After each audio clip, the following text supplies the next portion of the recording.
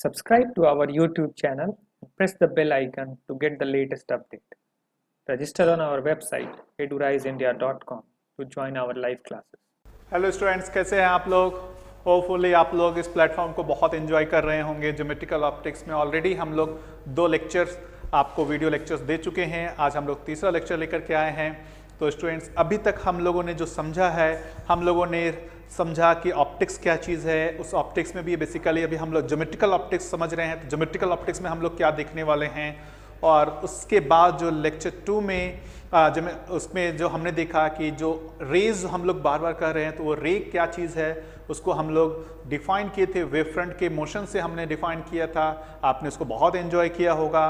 फिर दूसरे लेक्चर में हम लोगों ने बेसिकली ऑब्जेक्ट और इमेज की बात की थी। ऑब्जेक्ट का क्या मतलब होता है, इमेज का क्या मतलब होता है, और आपने ये भी देखा था कि ऑब्जेक्ट का मतलब कोई फिजिकल ऑब्जेक्ट होना जरूरी नहीं है। बेसिकली आपका जो इंसिडेंट रे है उसके इंटरसेक्शन पॉइंट को हम लोग ऑब्जेक्ट बोलते हैं, एंड जो रिफ्लेक्टेड और रिफ्लेक्टेड रे है उसके इंटरसेक्शन पॉइंट को हम लोग इमेज बोलते हैं। सो स्टूडेंट्स, आप उसको थोड़ा सा और आगे बढ़ाते हैं। ऑब्जेक्ट और इमेज में हम लोग ने लास्ट क्लास में देखा था कि जो भी रियल इमेज होता है उसको हम लोग स्क्रीन पे प्रोजेक्ट कर सकते हैं, और जो वर्चुअल इमेज होता है उसको स्क्रीन पे प्रोजेक्ट नहीं किया सकता है। तो उसके बारे में थोड़ा सा और समझेंगे। फिर हम लोग इस रिफ्लेक्शन को स्टार्ट करेंगे, क्योंकि आपको यहाँ पर जो पढ़ना है ज्योमेट्रिकल ऑप्टिक्स में रिफ्लेक्शन पढ़ना है, रिफ्रैक्शन पढ़ना है। तो सबसे पहला हम लोग रिफ्लेक्शन स्टार्ट करेंगे। उसके बाद जो देखेंगे वो प्लेन मिरर से रिफ्लेक्शन पहले देखेंगे, उसके बाद आप कर्व्ड मिरर से रिफ्लेक्शन को समझेंगे। तो स्टूडेंट्स, यदि आप ये अभी तक आप लोगों ने इस चैनल को लाइक नहीं किया है तो प्लीज़ जल्दी से इसको लाइक करें, शेयर करें, सब्सक्राइब करें, सो बाकी और जो क्लास 12th और 11th के स्टूडेंट्स हैं वो भी इसका बेनिफिट उठा सके। गुड। सो हम लोग आगे करते हैं। आपको ध्यान में होगा जो हमने लास्ट लेक्चर में भी देखा था, ये जो ऑब्जेक्ट और इमेज की बात हम लोगों ने की थी कि ये मेरा यदि ऑब्जेक्ट है तो ये इसका इमेज होगा, और हम लोग, मैं इसको एनिमेशन के थ्रू दिखा सकता हूं कि मैं इस ऑब्जेक्ट को मूव कराऊंगा तो इमेज भी मूव करेगा। तो स्टूडेंट्स, आप इसको ध्यान से देखें कि ये मेरा यदि ऑब्जेक्ट है ना, तो ये एक पॉइंट ऑब्जेक्ट है। इस पॉइंट ऑब्जेक्ट का ये एक पॉइंट इमेज यहां बनेगा। स्टूडेंट ध्यान से देखें, एक पॉइंट ऑब्जेक्ट का ज्योमेट्रिकल ऑप्टिक्स के अकॉर्डिंगली यदि मेरा कोई पॉइंट ऑब्जेक्ट है तो उसका इमेज भी पॉइंट इमेज बनेगा। तो इस पेन का यदि मैं इस पॉइंट की बात करूं, इसको P नाम दूं, तो इस पॉइंट का इमेज यहां पे P' बन रहा है। उसी तरीके से इसके और भी कुछ पॉइंट्स लेंगे तो उसके भी इमेज बनते जाएंगे। तो स्टूडेंट्स, यदि ये जो इमेज यहां बन रहा है, ऑब्वियसली आप देख पा रहे होंगे कि ये रियल इमेज है। ये रियल इमेज इसलिए है कि जो रिफ्रैक्टेड रेज हैं वो कन्वर्जिंग है। रिफ्रैक्टेड रेज क्या है? कन्वर्जिंग है। तो अब यदि एक बात आती है कि ये रियल इमेज है, तो यदि मैं स्क्रीन को यहां पे रखूं, यदि मैं अपना स्क्रीन यहां रख दूं, क्या मुझे इसका इमेज दिखाई पड़ेगा उस स्क्रीन पे? तो स्टूडेंट्स, यहां पर स्क्रीन रखने से रेज तो वहां पे आ रही है, लेकिन वो यहां पर कोई इमेज नहीं दिखेगा, वो ब्लर्ड दिखेगा, क्योंकि इमेज बनने के लिए जो ये सारी रेज होनी चाहिए वो उस जगह पे कन्वर्ज होनी चाहिए। तो आप यदि स्क्रीन यहां रखेंगे तब तो आपको इसका इमेज इस पॉइंट इस स्क्रीन पे दिखेगा। आप इस स्क्रीन को आइदर यहां रखें या यहां रखेंगे तो आपको उसका इमेज बिल्कुल भी नहीं दिखेगा। एक तो बात ये समझ में आनी चाहिए कि जहां पर इमेज बन रहा है स्क्रीन को वहीं रखना होगा, तभी आपको उसका इमेज दिखेगा। आप स्क्रीन इधर रखेंगे या इधर रखेंगे तो आपका इमेज नहीं बनेगा। हाँ, यदि आप स्क्रीन यहां रखते हैं तो आपको ऑब्जेक्ट को मूव करना होगा, तभी आपको इमेज समझ वहां पर बनेगा। यदि आप इसकी बात करें, यदि आपने इमेज यदि स्क्रीन यहां रखा है तो आप यहां पर जो है इमेज ऑब्टेन कर सकते हैं। उसके लिए आपको ऑब्जेक्ट को डिस्प्लेस करना होगा। गुड। एक और चीज स्टूडेंट जो हम लोग यहां पर समझ लेते हैं कि ये इमेज यहां पर कोई स्क्रीन नहीं रखा हुआ है, कोई स्क्रीन यहां नहीं रखा हुआ है, तो आपका ये जो एयर में इमेज बन रहा है, क्या ये इमेज आपको दिखेगा या नहीं दिखेगा? लेट अस से मैं अपने आई को, जो मैं हूं, मैं एज ए पर्सन हूं, मैं इन दोनों के बीच में आकर के यदि इसको देखूं तो मुझे ये इमेज दिखाई देगा? ऑब्वियसली नहीं दिखाई पड़ेगा। क्यों नहीं दिखाई पड़ेगा? क्योंकि रे कन्वर्ज हुई ही नहीं, है ना। तो मेरे लिए ऑब्जेक्ट बना ही नहीं है, मेरे लिए ऑब्जेक्ट अब वो इस आई के अंदर वर्चुअल हो जाएगा, तो वो इसको फोकस नहीं कर पाएगा। तो यदि मैं अपने आई को यहां रखूंगा तो ऑब्वियसली मुझे ये ऑब्जेक्ट, ये जो इमेज है वो मेरे आई के लिए ऑब्जेक्ट हो जाएगा और इसका इमेज मेरे रेटिना पे बनेगा और मैं इसके इमेज को देख पाऊंगा, मैं इस इमेज को देख पाऊंगा। So if we keep our eye this side we can see this image, right. मैं यदि इधर रखूंगा तब हमारे को ये इमेज दिखाई नहीं देगा। सो स्टूडेंट्स, हमारे को ये भी समझ में आना चाहिए कि हमारा आई किस तरीके से इमेज फॉर्म करता है। वो यहां पर आइदर आपका रेज एक्चुअली में वहां से आना चाहिए, या फिर जैसे यहां पर देखेंगे आपको एक्चुअली में रेज यहां से आ रही है, एक फिजिकल ऑब्जेक्ट है, यहां से रेज आ रही है और आप इसको ऑब्जेक्ट को देख रहे हैं। यहां पर कोई फिजिकल ऑब्जेक्ट नहीं है, लेकिन आप देखेंगे जिस तरीके से इस पॉइंट से रेज निकल करके आ रही हैं, उसी तरीके से इस पॉइंट से भी आप देख रहे हैं रेज निकल करके आ रही हैं, और वो आपको जब आपकी आंखों पे आएंगी तो वो फोकस्ड होंगी रेटिना पर, आपको वो इमेज दिखाई पड़ेगा। आपकी आई के लिए ये रियल ऑब्जेक्ट होगा। होपफुल स्टूडेंट्स, आप समझ पा रहे होंगे रियल इमेज क्या होता है, वर्चुअल इमेज क्या होता है ना। ये हवा में बन रहा है, स्क्रीन पे नहीं है, इसलिए ये वर्चुअल इमेज है, ऐसा नहीं है, ये रियल इमेज है। गुड। सो स्टूडेंट्स, हम लोग अब आगे बढ़ते हैं और रिफ्लेक्शन को समझने की कोशिश करते हैं कि लाइट जो है वो रिफ्लेक्ट होता है तो उसकी प्रॉपर्टीज क्या क्या होती है और क्या क्या रूल्स को वो फॉलो करते हैं। तो उससे पहले हम लोग यदि ये देखें, when light is incident on an interface, interface कहने का मतलब हुआ कि एक मीडियम और जो दूसरा मीडियम है उसके जो कॉन्टेक्ट सरफेस है उसको हम लोग इंटरफेस कहते हैं, between two transparent optical media such as air and glass और water and glass, three things can happen to the incident light.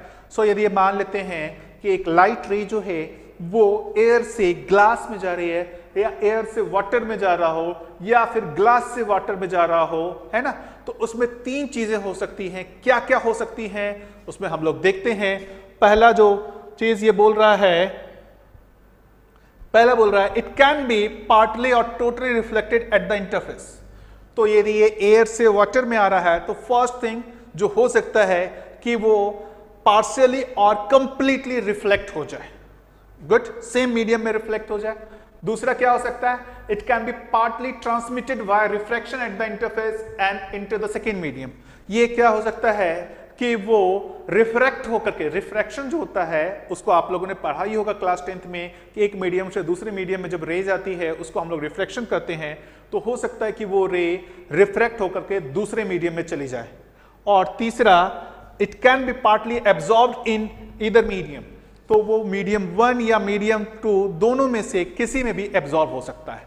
तो तीन चीज होता है। जैसे आप देखेंगे कि लाइट रेज, जैसे मैं बात करूं कि ये लाइट रेज इस स्क्रीन पे आ रही हैं, तो इसका कुछ पार्ट रिफ्लेक्ट हो जाएगा, कुछ पार्ट जो ट्रांसमिट होकर के इस मीडियम में ट्रांसफर हो जाएगा अंदर। हालांकि ये ओपिक नहीं है तो इसको वो ट्रांसपेरेंट होकर के ये बाहर नहीं जा पाएगा।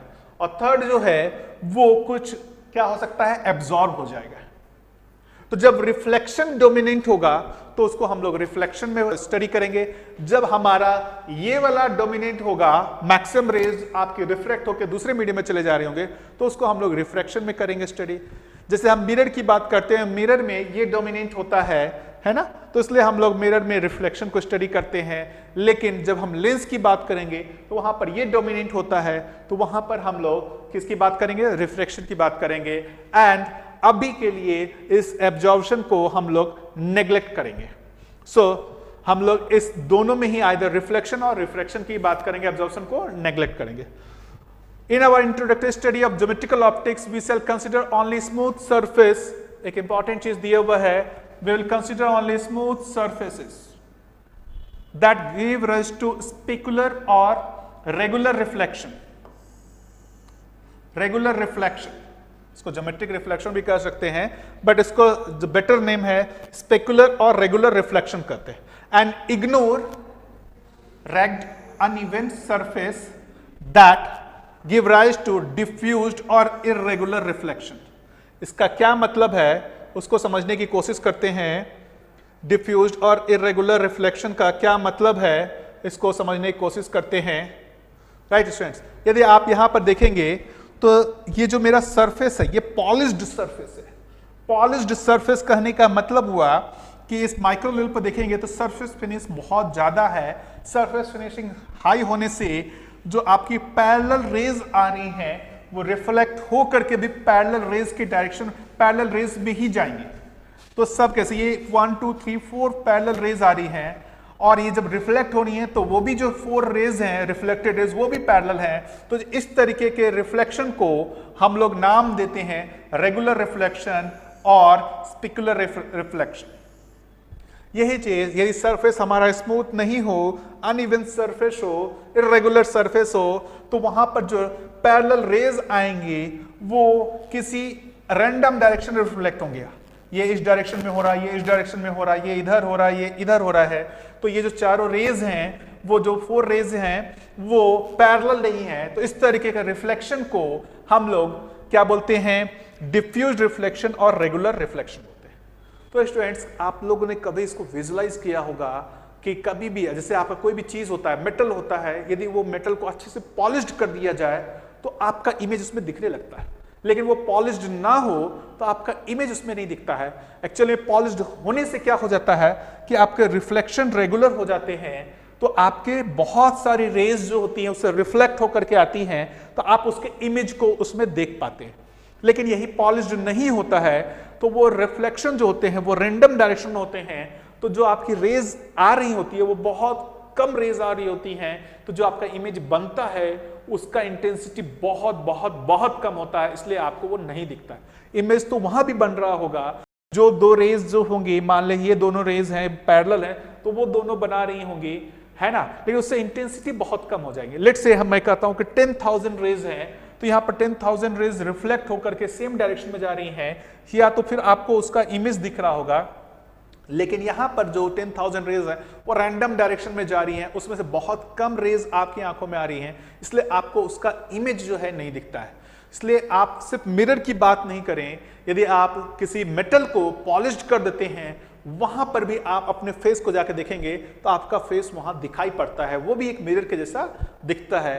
तो ये एक्चुअली में यहां पर क्या हो रहा है कि जहां पर भी रेगुलर रिफ्लेक्शन होगा वहां पर आप अपने इमेज को देख पाएंगे, क्योंकि जो इमेज फॉर्म हो रहा होगा उसकी इंटेंसिटी वहां पर अच्छी खासी होगी जो आपको दिख सके।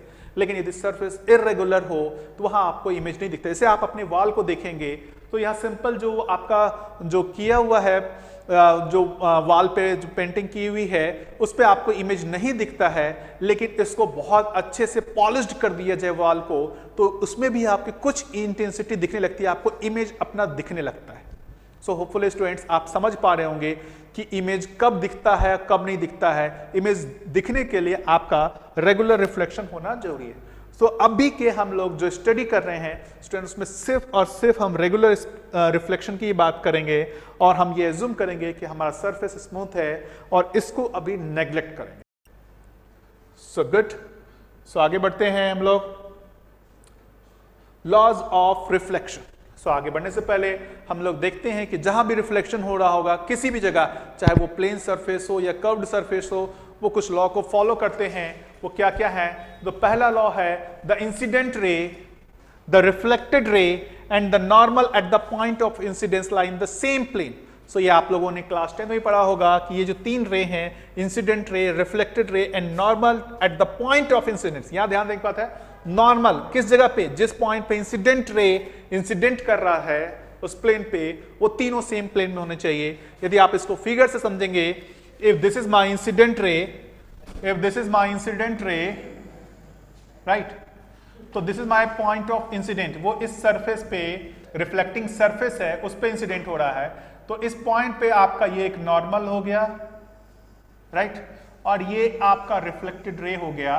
तो ये तीनों जो आप देखेंगे, ये तीनों लाइन जो है, ये तीनों लाइन एक सिंगल प्लेन में है। इसी को हम लोग क्या बोलते हैं, जो आप बोलते हैं द प्लेन ऑफ रेज और प्लेन ऑफ इंसिडेंट रे और रिफ्लेक्टेड रे।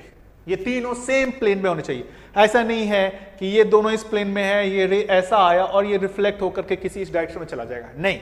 जिस प्लेन में आपका नॉर्मल है, जिस प्लेन में आपका इंसिडेंट रे है, ये दोनों मिलाकर के एक प्लेन बनाएंगे, आपका रिफ्लेक्टेड रे भी उसी प्लेन में होना चाहिए। और दूसरा लॉ स्टूडेंट्स आप भी जानते ही होंगे, angle of incidence is equal to angle of reflection. Angle of incidence का मतलब क्या है? The angle between the normal and the incident ray. The angle between the normal and incident ray को हम लोग इंसिडेंट एंगल बोलते हैं, and angle of reflection जो बोलते हैं, angle between reflected ray and the normal, इसको हम लोग रिफ्लेक्टेड रे बोलते हैं। तो इन दोनों की वैल्यू सेम होनी चाहिए, मतलब R इक्वल टू R होना चाहिए। गुड, ये दोनों लॉ आप लोगों ने देखा होगा, और ये लॉ हर जगह वैलिड होता है, जहां भी रिफ्लेक्शन हो रहा होगा यहां पर वो रेज जो होंगे इन दोनों लॉ को फॉलो करेंगे। जैसे हमने कहा कि पिछले वाले एग्जांपल में मैंने प्लेन मिरर के लिए दिखाया था कि ये I इक्वल टू R है। यदि ये मिरर कर्व्ड रहेगा, this is your curved mirror, मैं इसको दिखा देता हूं, this is your curved mirror, ये सरफेस इसका पॉलिश्ड है ना। तो यहां पर भी आपके लॉज ऑफ रिफ्लेक्शन जो होंगे, दोनों लॉ यहां पर भी वैलिड रहेंगे। With spherical mirrors, reflection of light occurs at curved surface. The law of reflection holds, since at each point on the curved surface one can draw a surface tangent and normal to the point P on the surface where the light is incident. तो आपको यहां पर थोड़ा ध्यान देना होगा कि यहां पर एक यूनिक नॉर्मल नहीं होगा, अलग अलग पॉइंट के लिए अलग अलग नॉर्मल होगा। जैसे आपको यदि ध्यान में हो तो ये जो आपका यहां पर बात करेंगे, तो यहां पर प्लेन मिरर के लिए ये नॉर्मल डायरेक्शन था, तो आपकी रेज यदि यहां इंसिडेंट होंगे तो इसके लिए भी नॉर्मल यही होगा। रेज यहां इंसिडेंट होती तो इसके लिए भी नॉर्मल यही रहता। सो यहां पर नॉर्मल हर जगह सेम है, लेकिन जब मैं इसकी बात करूंगा तो यहां पर नॉर्मल अलग अलग पॉइंट पे अलग अलग होगा। लेट अस से जैसे ये मेरा रे इंसिडेंट हो रहा है ना, तो यहां पर जो नॉर्मल होगा वो कैसे डिसाइड होगा? तो ये एक यहां पर आप टेंजेंट ड्रॉ कर सकते हैं। आपने मैथ्स में देखा होगा कि किसी भी कर्व का एक हम लोग टेंजेंट ड्रॉ कर सकते हैं। This is my tangent, right, और इसके परपेंडिकुलर को हम लोग क्या बोलेंगे? उस पॉइंट पे नॉर्मल बोलेंगे। सो दिस इज माय नॉर्मल। तो मैं एक टेंजेंट ड्रॉ कर सकता हूं कर्व का, उसके परपेंडिकुलर को मैं वहां पे नॉर्मल कहूंगा। तो यहां पर जो एंगल ऑफ इंसिडेंस और एंगल ऑफ रिफ्लेक्शन की बात करेंगे वो हम इस रे से, इस लाइन से मेजर करेंगे। सो इस लाइन से, और इस लाइन और इंसिडेंट रे के बीच के एंगल को हम लोग एंगल ऑफ इंसिडेंस बोलेंगे, और इसके बीच के एंगल को हम लोग एंगल ऑफ रिफ्लेक्शन बोलेंगे। यही मेरा यदि एक स्फीयर होता, यदि एक स्फीयर का पार्ट होता, तो आपका नॉर्मल किधर से होके पास करता? The centre of that sphere, जिस स्फीयर का वो पार्ट होता उसके सेंटर से होकर के नॉर्मल पास करता।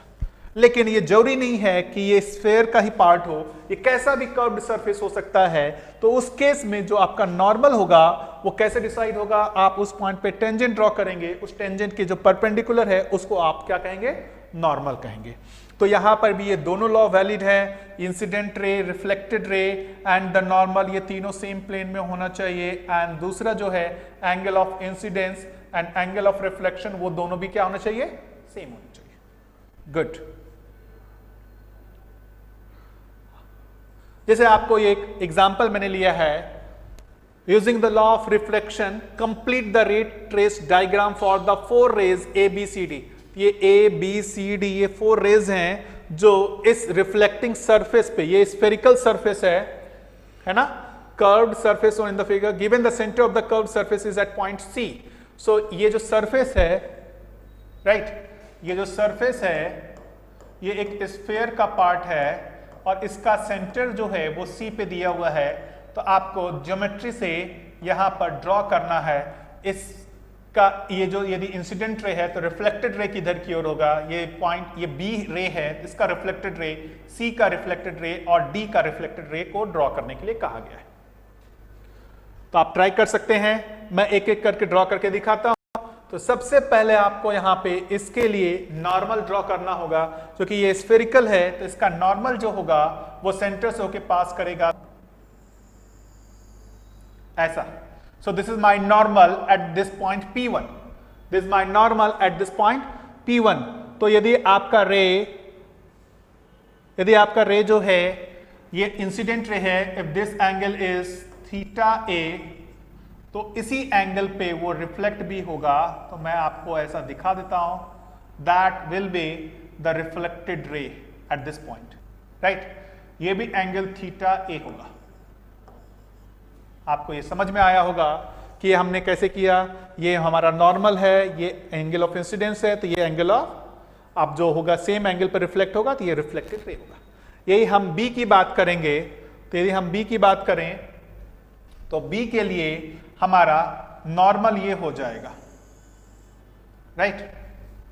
और ये एंगल ऑफ इंसिडेंस हो जाएगा, इसको मैं थीटा बी कहता हूं। तो इसी एंगल पे वो रिफ्लेक्ट होगा, ये रिफ्लेक्टेड रे हो जाएगा, इसको मैं थीटा बी कह रहा हूं। यदि मैं सी की बात करूं तो सी के लिए आपका नॉर्मल यही होगा, this is the normal for सी।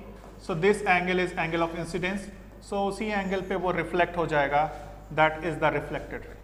और यदि आप डी की बात करें तो ऑब्वियसली ये बहुत इंटरेस्टिंग है स्टूडेंट्स, ध्यान दीजिएगा कि डी के लिए ये सेंटर ऑफ कर्वेचर से ही पास कर रहा है, इसका मतलब यहां पर एंगल ऑफ इंसिडेंस क्या है, 0 है, मतलब वो उसी डायरेक्शन में रिफ्लेक्ट कर जाएगा, ऐसा होगा रिफ्लेक्टेड रे। सो होपफुल स्टूडेंट्स, आपने हर एक रे के लिए ए बी सी डी के लिए आपका जो इंसिडेंट रे दिया हुआ था उसमें आपने रिफ्लेक्टेड रे को ड्रॉ कर लिया। आपको समझ में आया होगा कि इसमें नॉर्मल अलग अलग पॉइंट पे अलग अलग होगा। पॉइंट ए पे नॉर्मल जो होगा, पॉइंट P1 पे नॉर्मल ये लाइन होगा, P2 का नॉर्मल ये लाइन होगा, P3 का नॉर्मल ये लाइन होगा, P4 का नॉर्मल ये होगा। तो आप जो एंगल ऑफ इंसिडेंस और रिफ्लेक्टेड एंगल को आप जो भी मेजर करेंगे, P1 पॉइंट पे जो रेज इंसिडेंट होंगे उसके लिए ये आपका नॉर्मल होगा, और इसके रिस्पेक्ट में आप एंगल ऑफ इंसिडेंस और एंगल ऑफ रिफ्लेक्शन की बात करेंगे। P2 के लिए आपका जो भी आपको मेजर करना होगा वो इस नॉर्मल से मेजर करेंगे, इसको हम एंगल ऑफ इंसिडेंस कहेंगे और इसको एंगल ऑफ रिफ्लेक्शन कहेंगे। ना आगे बढ़ने से पहले हम लोग कई बार क्वेश्चन में जो दो टर्म यूज होते हैं, एक होता है नॉर्मल इंसिडेंस और दूसरा होता है ग्रेजिंग इंसिडेंस, उसको समझ लेते हैं। नॉर्मल इंसिडेंस का मतलब क्या होता है, यदि in case light is incident normally, मतलब वो जो ये पॉइंट है, इस पॉइंट पे यदि ये नॉर्मल डायरेक्शन में इंसिडेंट हो रहा होगा तो आपको ऑब्वियसली पता है कि यहाँ एंगल ऑफ इंसिडेंस 0 होगा, मतलब लाइट उसी डायरेक्शन में वापस रिफ्लेक्ट हो जाएगा। एंगल ऑफ रिफ्लेक्शन भी क्या होगा, 0 होगा, मतलब लाइट जिस डायरेक्शन से आ रही है वापस उसी डायरेक्शन में चली जाएगी, है ना। तो उस केस में हम उसको क्या बोलते हैं, नॉर्मल इंसिडेंस बोलते हैं। उस केस में I और R दोनों की वैल्यू क्या होती है, 0 होती है। और दूसरा एक जो टर्म हम लोग बोलते हैं ग्रेजिंग इंसिडेंस का मतलब है कि जो एंगल ऑफ इंसिडेंस है वो 90 डिग्री, मतलब वो टेंजेंशियली उस सरफेस को टच करते हुए निकलता है, टेंजेंशियल डायरेक्शन में वो जाता है। मतलब आप देखेंगे जो नॉर्मल है, नॉर्मल और इंसिडेंट रे के बीच का एंगल जो होगा वो 90 डिग्री होगा। तो इस केस में जो रे होंगी वो अनडेविएटेड पास हो जाएगी, राइट। ये जो रे होगा इंसिडेंट रे अनडेविएटेड पास हो जाएगा। एंगल ऑफ इंसिडेंस यदि 90 डिग्री होगा तो रे अनडेविएटेड पास हो जाएगा, और यदि नॉर्मल इंसिडेंस है तो वो क्या होगा, उसी डायरेक्शन में क्या हो जाएगा, रिफ्लेक्ट होकर के वापस उसी डायरेक्शन में जाने लगेगा। तो आप यहां पर देखेंगे कि इस केस में जो एंगल ऑफ डेविएशन है, delta angle of deviation, angle of deviation हम लोगों ने यदि इस तरीके से डिफाइन करें कि इंसिडेंट रे कितने एंगल से डेविएट हुआ, तो यहां पर डेल्टा आप क्या बोलेंगे, 180 डिग्री, क्योंकि वो रे इधर आ रही थी और उसी डायरेक्शन में वापस चले गए, मतलब वो 180 डिग्री से टर्न हो गया। और यदि मैं यहां पर बोलूं एंगल ऑफ इंसिडेंस, डेल्टा मैं डिफाइन करूं, angle of deviation, angle of deviation की बात करूं तो यहां पर वो कितना होगा, 0 डिग्री, राइट। सो होपफुली ये दोनों टर्म आप लोग याद रखेंगे, कई जगह क्वेश्चन सॉल्व करने में इसकी जरूरत होती है। ओके ना, अब हम लोगों ने रिफ्लेक्शन के लॉज को समझ लिया, और अब हम रिफ्लेक्शन में भी स्पेसिफिक अब हम लोग प्लेन सरफेस से रिफ्लेक्शन की बात करेंगे, है ना। उसके बाद आगे चल के हम लोग कर्व्ड मिरर की बात करेंगे, और कर्व्ड मिरर में भी स्फेरिकल मिरर, उसमें कॉन्केव मिरर और कॉन्वेक्स मिरर की बात करेंगे। तो हम लोग जल्दी से समझ लेते हैं। प्लेन मिरर इज, जो आप लोग यूज करते हैं अपने घर में, वो कैसे बनाया जाता है। Plane mirror is form by polishing one surface of plane thin glass plate. तो आप क्या करते हैं, कोई भी ग्लास प्लेट होता है उसके एक सरफेस को सिल्वर से पॉलिश कर देते हैं तो वो क्या करता है, वो रिफ्लेक्शन को बहुत इंक्रीज कर देता है। जो रिफ्रैक्शन हो रहे थे ग्लास में उसको वो मिनिमाइज करके मैक्सिमम रेज को रिफ्लेक्ट कर देता है, तो वो किसके जैसा बिहेव करने लगता है, मिरर के जैसा। It is also said to be silvered on one side, है ना। तो कोई भी थिन ग्लास प्लेट है उस पे आप यदि किसी एक पॉलिश्ड कर देते हैं या इसको सिल्वर कर देते हैं तो वो एक मिरर के जैसा बिहेव करने लगता है, मतलब वहां पर रिफ्लेक्शन डोमिनेट हो जाता है। तो उसको आप सिंबॉलिकली किस तरीके से रिप्रेजेंट करते हैं, तो आप एक लाइन ड्रॉ करते हैं और इस तरीके से ऐसा ड्रॉ कर देते हैं। So this represent a plane mirror, right. ये मिरर को दिखाता है। जब भी ऐसे बात हो इस तरीके से, कहीं पे इस तरीके से यदि दिखा दिया जाए, ऐसा एक सरफेस दिखा दिया जाए और इस तरीके से दिखाया हुआ है, इसका मतलब आपको समझ जाना है कि ये मिरर है। इस तरीके के मिरर को हम लोग क्या नाम देते हैं, कॉनकेव मिरर कहते हैं। तो जिधर की ओर इस तरीके से लाइन दिखाया हुआ है वो ये वाला सरफेस रिफ्लेक्टिंग सरफेस हो जाएगा, ये हो जाएगा आपका reflecting side. This is your reflecting side, मतलब रेज इधर से आएंगे तो वो रिफ्लेक्ट करेंगे, यदि रेज इधर से यदि आते हैं तो उसमें कोई रिफ्लेक्शन नहीं होगा, वो वहां पर कंप्लीटली एब्जॉर्ब हो जाएगा, नो रिफ्लेक्शन। सो रिफ्लेक्टिंग साइड कौन सा होगा, ये वाला होगा। यहां पर भी रेज की बात करेंगे तो इधर से रिफ्लेक्शन होगा, this is your reflecting side. जो ये दिया हुआ, ये जो हमने हैचिंग किया हुआ है उसके अपोजिट वाले सरफेस को हम लोग रिफ्लेक्टिंग सरफेस करते हैं। ओके, सो अब हम लोग प्लेन मिरर को डेली लाइफ में यूज कर ही रहे होते हैं। हम लोग देखते हैं, अपने आप का इमेज को भी देखते हैं, तो हम लोग उसमें देखते हैं कि प्लेन मिरर किस तरीके से इमेज बनाता है। आप यहां पर देखेंगे, since the surface is plane the normal is in the same direction. तो आपका ये जो प्लेन मिरर है, यहां पर जो फिगर है उसमें मैं इसको फिर से दिखा देता हूं कि ये यहां पर हैचिंग किया हुआ है। It means it is a plane mirror. अलग अलग बुक में ये अलग अलग तरीके से दिखाते हैं, लेकिन हम लोग जनरली इसको फॉलो करेंगे। तो ये क्या होता है, since the surface is plane the normal is in the same direction at all points on the surface and we have a specular reflection। तो आपका ये जो सरफेस प्लेन है तो हर जगह नॉर्मल सेम डायरेक्शन में है, तो आपने देखा था कि यहाँ पर जो रिफ्लेक्शन होगा वो स्पेकुलर रिफ्लेक्शन होगा। स्पेकुलर रिफ्लेक्शन का मतलब यदि रेज पैरेलल आती तो रिफ्लेक्ट होकर के भी वो पैरेलल ही निकलती। हालांकि यहाँ पर रेज पैरेलल नहीं है इसलिए वो पैरेलल रेज नहीं हो रही है, बट यदि पैरेलल रेज आती तो रिफ्लेक्ट होने के बाद वो भी रेज, बाकी रिफ्लेक्टेड रेज भी पैरेलल होती, इसलिए यहां पर जो भी रिफ्लेक्शन होगा उसको हम लोग क्या बोलेंगे, स्पेकुलर रिफ्लेक्शन की बात कहेंगे हम लोग। After the rays are reflected their direction are the same as though they had come from point P dash, we call point P an object point and the point P dash the corresponding image point. So let us say that this is my object, this point P is my object. तो object का मतलब क्या है, उससे raise निकल रही होंगी, either इसका सेल्फ लाइट इमिट कर रहे होंगे या कहीं से लाइट इस पे इंसिडेंट हो रही होंगी और वहां से ये लाइट जो है रिफ्लेक्ट होकर के इस मिरर पे आ रही होगी। तो किसी भी तरीके से हमको ये पता है कि पॉइंट P से रेज आ रही हैं ये, और ये रेज आ रही हैं, हर जगह पे वो रिफ्लेक्शन हो रहा है, तो ये रेज आपको रिफ्लेक्ट होकर के अलग अलग डायरेक्शन में जा रही हैं। और यदि एक पर्सन यहाँ पर है तो उसको ये सारी रेज कहाँ से आती हुई दिख रही होंगी, यहां से आती हुई दिख रही होंगी, तो वो क्या बोलेगा कि यहां पर मुझे एक दिख रहा है, कोई चीज दिख रहा है, and that point is the image of point P। जैसा आप लोग देखते हैं कि मैं इसके सामने यदि एक मिरर को रख दूं तो ये जो मिरर है, मेरे को इससे रेज निकल करके जो भी इंसिडेंट हो रही है मिरर पे उससे रिफ्लेक्ट होकर मेरी आंखों में आ रही है, तो वो मुझे जिस पॉइंट से आते हुए दिख रहे होंगे that is the image of this point. So obviously this point P dash is the image of point P।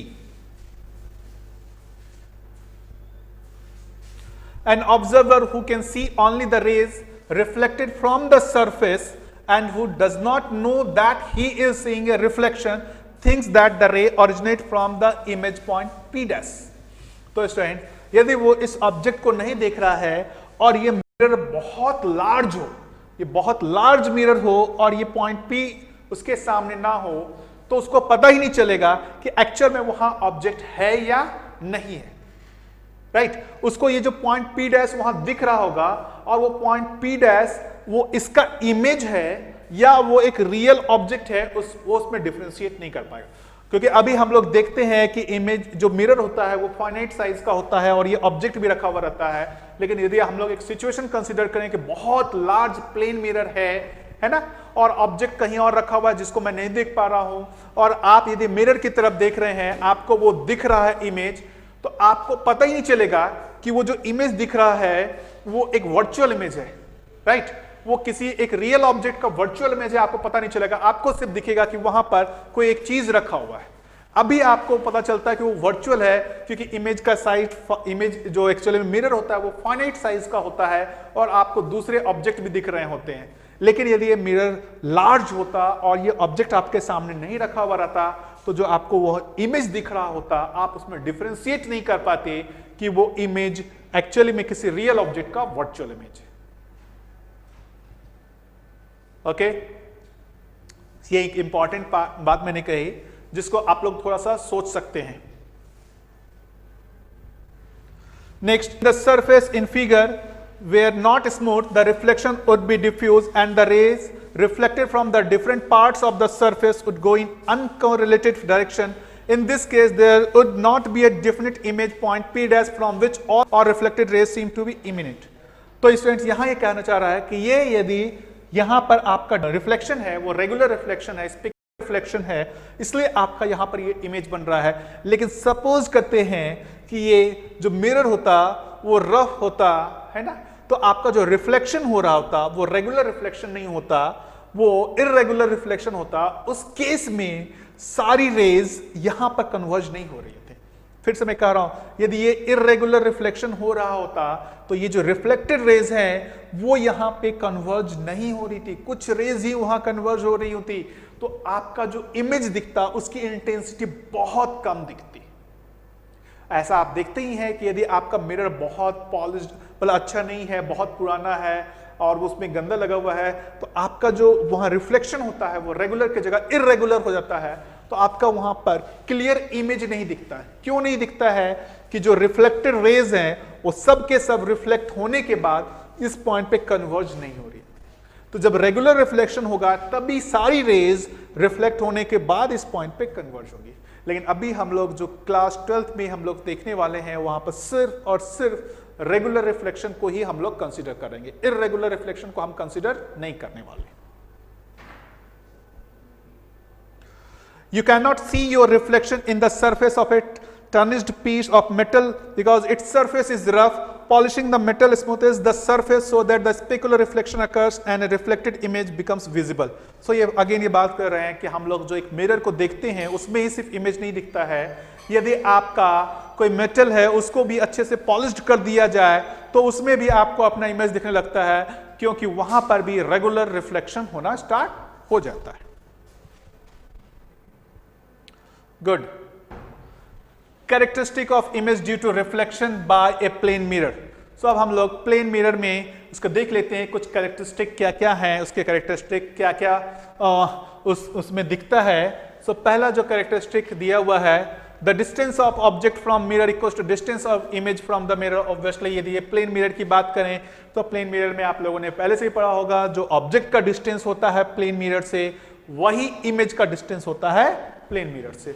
मतलब पॉइंट P से यदि मैं एक परपेंडिकुलर ड्रॉ करूं इस प्लेन मिरर के डायरेक्शन में, तो वो जो लेंथ होगा P डैश से यदि मैं प्लेन यदि मिरर्स के परपेंडिकुलर ड्रॉ करूंगा तो वो भी लेंथ सेम होगा।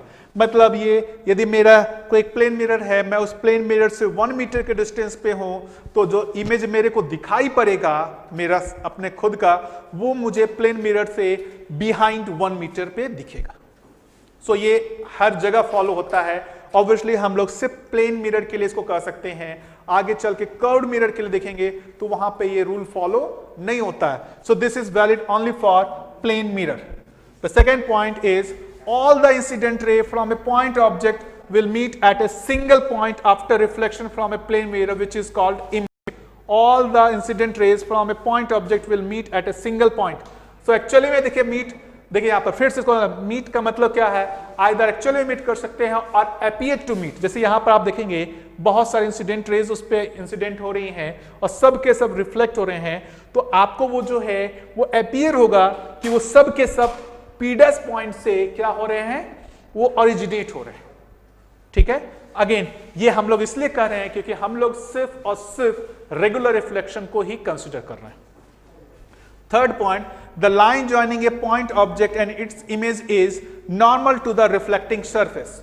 ऑब्वियसली ये मेरा पॉइंट P है और ये मेरा P डैश है, तो वो रिफ्लेक्टिंग सरफेस के क्या होना चाहिए, नॉर्मल होना चाहिए। यदि मान लीजिए आपका कुछ इस तरीके से मिरर कहीं दिया हुआ है, इसको सोच लेते हैं, लेट अस से मेरा ये मिरर कहीं ऐसा दिया हुआ है, this is my mirror and let's say this object is here, object यहां दिया हुआ है, तो आपका इमेज कैसे निकालेंगे स्टूडेंट्स?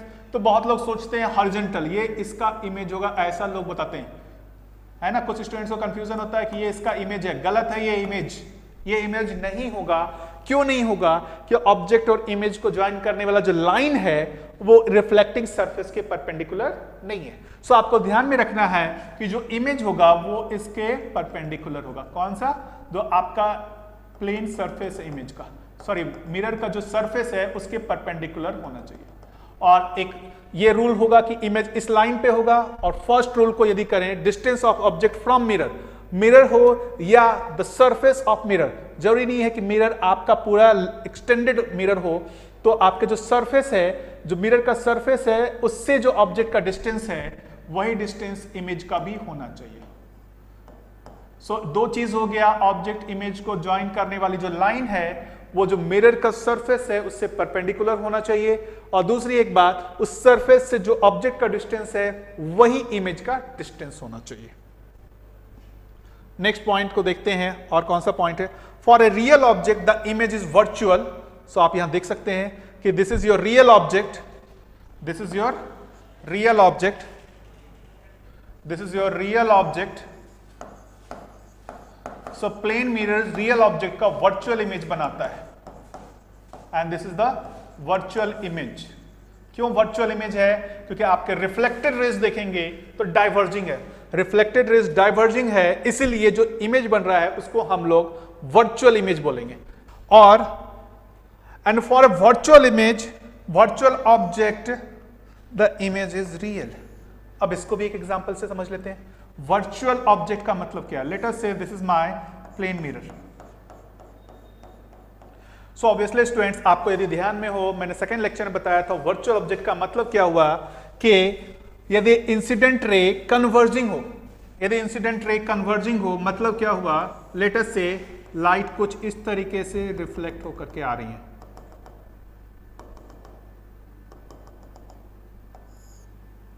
है ना students? Let us say these are your incident rays. तो ऑब्वियसली जो यहां ऑब्जेक्ट होगा वो ये वाला ऑब्जेक्ट होगा, and that is virtual object for this plane mirror. This is an virtual object for this plane mirror, right? तो इसका इमेज कैसा होगा? तो आप इमेज की बात यदि देखें तो ये इमेज जो बनेगा इसका, यहां रिफ्लेक्शन होगा इस डायरेक्शन में, ये तो इसी डायरेक्शन में रिफ्लेक्ट होगा और ये इस डायरेक्शन में रिफ्लेक्ट होगा, तो ये आपका इमेज होगा I, and that image will be a real image. ये क्या होगा? इसका रियल इमेज होगा। So plane mirror real object का वर्चुअल इमेज बनाता है और वर्चुअल ऑब्जेक्ट का रियल इमेज बनाता है। सेम यहां पर भी लॉ होगा, जो ऑब्जेक्ट डिस्टेंस है वही इमेज डिस्टेंस है, यहां पर भी जो ऑब्जेक्ट डिस्टेंस है वही इमेज का डिस्टेंस होगा। ये जो वर्चुअल ऑब्जेक्ट जितना बिहाइंड द मिरर होगा उसका रियल इमेज उतना ही in front of the mirror बनेगा। इसको रियल इमेज इसलिए कहा कि जो आपके रिफ्लेक्टेड रेज हैं वो कन्वर्जिंग है, रिफ्लेक्टेड रेज कन्वर्जिंग है, इसीलिए जो ये इमेज है वो इस प्लेन मिरर के लिए रियल इमेज होगा, और ये जो ऑब्जेक्ट होगा वो वर्चुअल ऑब्जेक्ट होगा। आपको ये ध्यान रखने की जरूरत है कि ये वर्चुअल ऑब्जेक्ट, ये बिहाइंड द मिरर में जो ऑब्जेक्ट बोल रहा हूं, बिहाइंड द मिरर का मतलब इस मिरर के जो पीछे एक रियल वर्ल्ड है उसकी बात नहीं कर रहा हूं मैं, इस मिरर में जो एक वर्चुअल वर्ल्ड है उसकी बात कर रहा हूं। जैसे आप मिरर के सामने जब देखते हैं तो आपको पूरा वो जो एक वर्ल्ड दिखता है मिरर में, that world is not real world, that is your virtual world. उस वर्चुअल वर्ल्ड में ये ऑब्जेक्ट है, राइट? तो उसका इमेज कहां बनेगा? उसका इमेज रियल वर्ल्ड में बनेगा, इस पॉइंट पे। होपफुली स्टूडेंट्स आपको ये पॉइंट समझ में आया होगा कि मैं क्या समझाना चाह रहा हूं। ये सारे पॉइंट्स बहुत इंपॉर्टेंट हैं। और next point, the region in which observers eye must be present in order to view the image is called field of view. Field of view का मतलब भी हम लोग थोड़ा सा समझ लेते हैं, क्या इसका मतलब है फील्ड ऑफ व्यू का। फील्ड ऑफ व्यू का मतलब हम लोग समझ लेते हैं। Good, field of view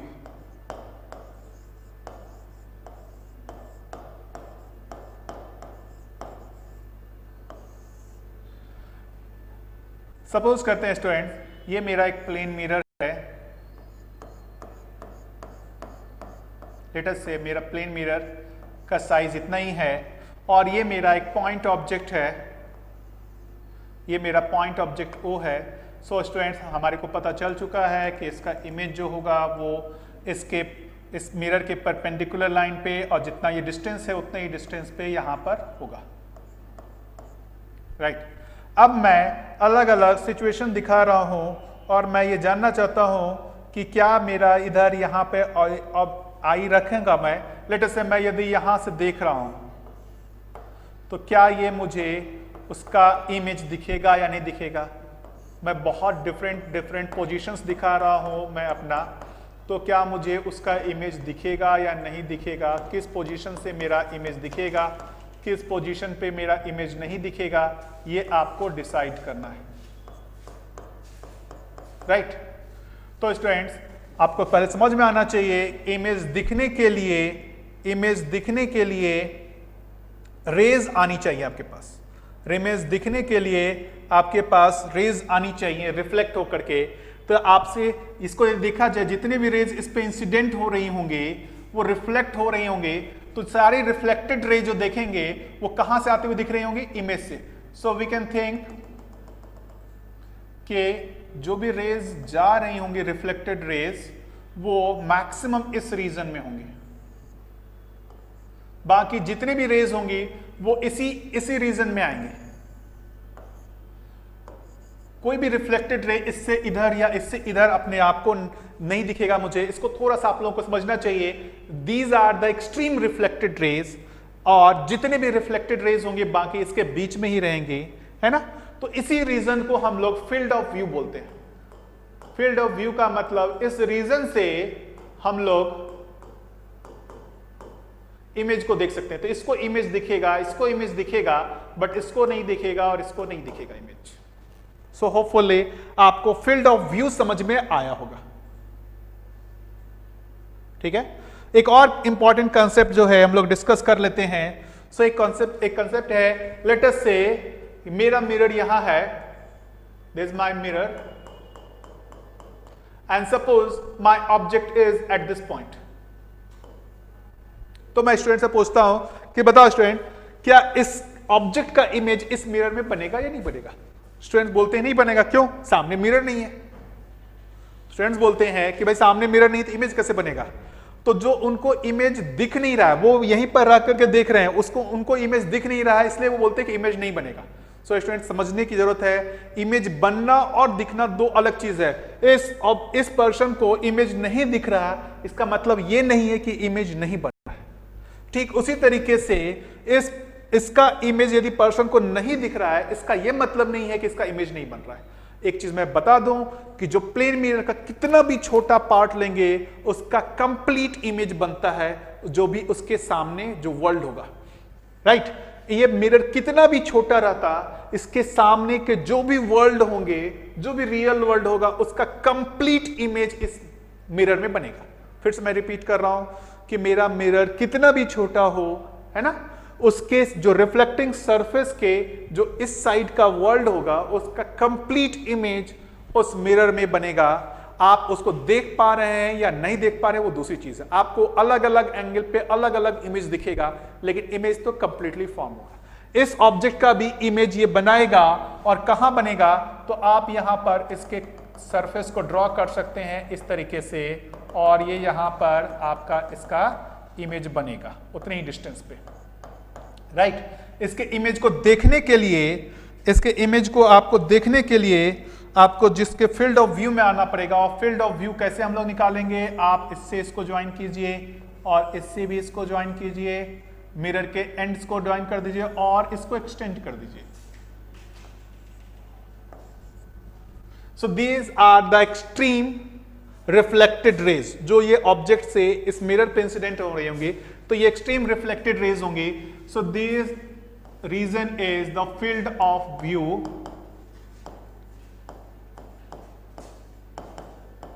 for this image to be seen. इस इमेज को देखने के लिए जो पर्सन है उसको इस फील्ड ऑफ व्यू में आना पड़ेगा। वो इससे इधर रहेगा या उधर रहेगा तो उस पर्सन को इस ऑब्जेक्ट का इमेज नहीं दिखेगा। सो होपफुली स्टूडेंट्स, आपने सारे चीजों को अच्छे से समझा होगा कि क्या क्या चीज हम लोगों ने आज डिस्कस किया है। जो प्लेन मिरर से जो इमेज बन रहा है उसकी प्रॉपर्टीज को हम लोगों ने समझा, और भी हम लोग बहुत कुछ समझेंगे। लेकिन आज हम लोग स्टूडेंट्स प्लीज आज इतना ही रहने देते हैं। तो आप लोग स्टूडेंट्स यदि अभी तक के प्रीवियस लेक्चर्स को नहीं देखे हैं तो प्लीज आप उसको देख लीजिए, सो दैट जो आपके आने वाले लेक्चर्स हैं वो आपको ठीक से समझ में आए। तो आज के लिए स्टूडेंट्स इतना ही रहने देते हैं। आप ज़्यादा से ज़्यादा हमारे चैनल को प्लीज़ लाइक करें, शेयर करें, सब्सक्राइब करें। Thank you students, we will meet again in next lecture. Subscribe to our YouTube channel and press the bell icon to get the latest update. Register on our website eduraisindia.com to join our live classes.